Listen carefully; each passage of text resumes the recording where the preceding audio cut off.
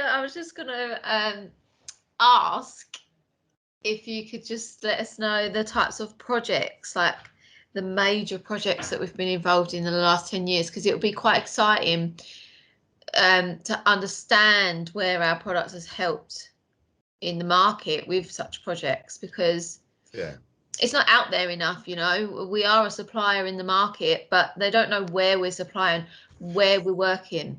I think it's a very valid point, Brooke, and I think I had this conversation with someone in the industry this week, and I said, you know what, dBD's always been quite conservative in the way it promotes itself, and I think there's a number of reasons for that. We've never really deployed, in the loosest possible terms, just the sales team. We've never really looked at pushing out in the market, what I consider to be the boot and brush salesperson to go knock on a door, and they have their place in any market, but we've always been a specialist company. So and our specialization is to provide solutions, not just sell a tin of shoe polish or a set of boot brushes or double glazing or whatever. So it's not, and I'm not being derogatory to those type of people. That's a typical market need that's in there. But our need in the marketplace is for someone that fully understands the product capability and can interpret the requirements that are needed in those particular areas.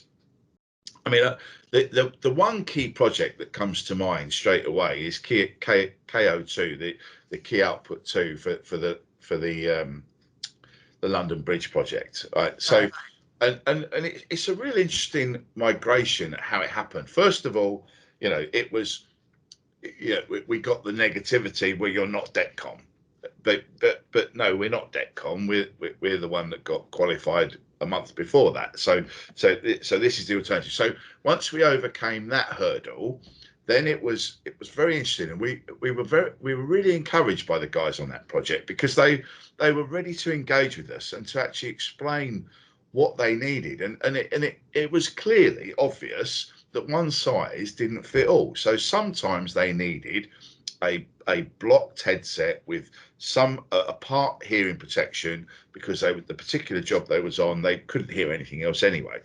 But more often than not, they needed situation awareness. Yeah. So at the time, with the qualifications, we developed the lighter headset with the holes in the domes that can actually give the users the situation awareness and then the ability to hear everything around them.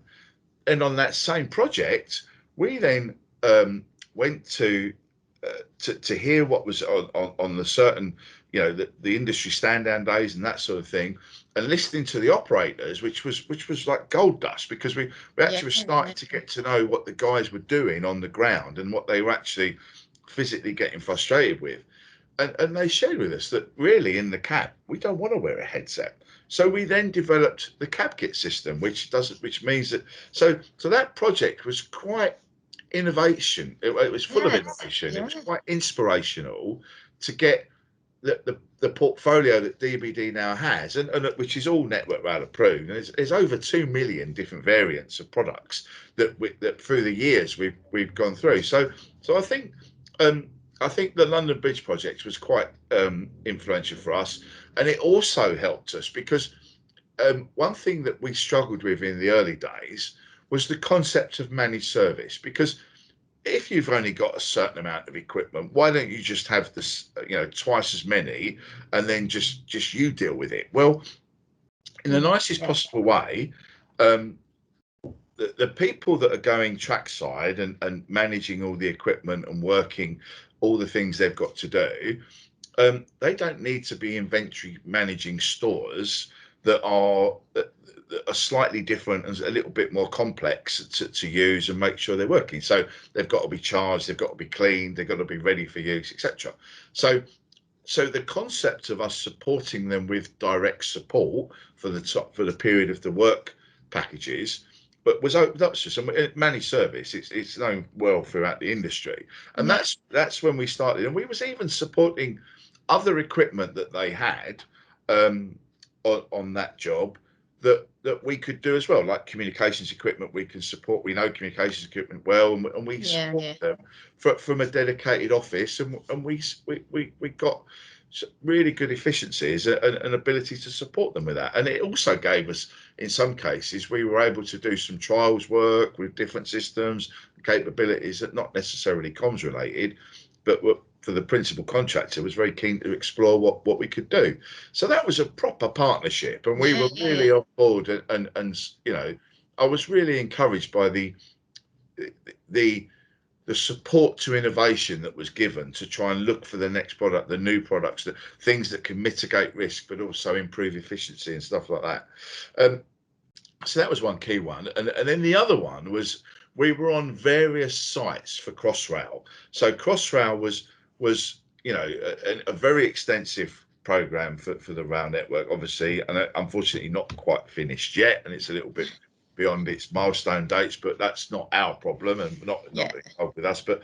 But we found then that at the same time that the London Bridge project was going on, Crossrail was going on as well, and we were very, very active with that, with all of our capabilities. So we were selling equipment, we were renting equipment, we were doing managed services on the peak times when they needed to control the inventory and make sure it was working and guarantee its operational readiness.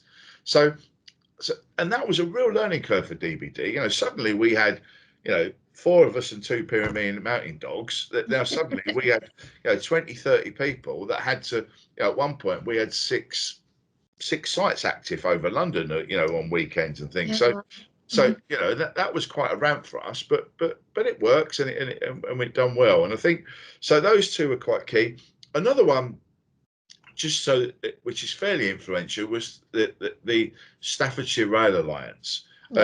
So that again, we offered all the bits and pieces, the cab kits, the wireless intercapability, and then also the radio structure and anything that they needed that was for their completion of the tasks. And there was one particular moment on that job that I think they achieved, which has never been achieved before, and it was a quad lift, and it meant that they had 4 machines lifting a piece of track segment, and they would never have done it without the 4 user. Well, it was actually a 5 user, because the 4 machines were talking to each other.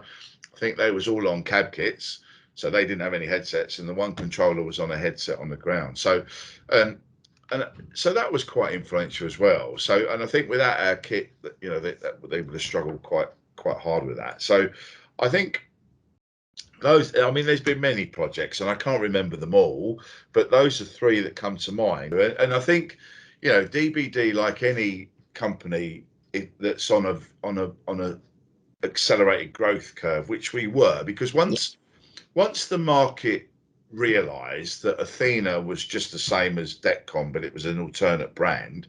I mean, and there was some shenanigans that went on about it wasn't qualified and it was qualified, and there was all that proving that we had to go through. But you expect that a little bit. And I think once they knew, then it just ramped. And you know, you have to sometimes in any new business or new market sector, at least, you have to make sure that you control that, because we were ramping at such a pace that it could have quite easily come to a complete explosion. And sure enough, you know, as the demise of Carillion in the industry has seen, which hurt everybody that was working with Carillion, and we were one of those. You know, you have to be very careful about how fast you accelerate your company growth. And then what you can do to maintain your presence and your continuation plans, because that ramp doesn't stay forever. So, and we've done okay. We've had some casualties through the years and some blips in our turnover, but we're still there and we're still fighting. Yeah, I mean, it's just one of those things every company goes through at some point, isn't it? You know. Yeah. Like you say, I remember being in the office when, you know, we had to deal with the Carillion stuff. So yeah, no, you're right.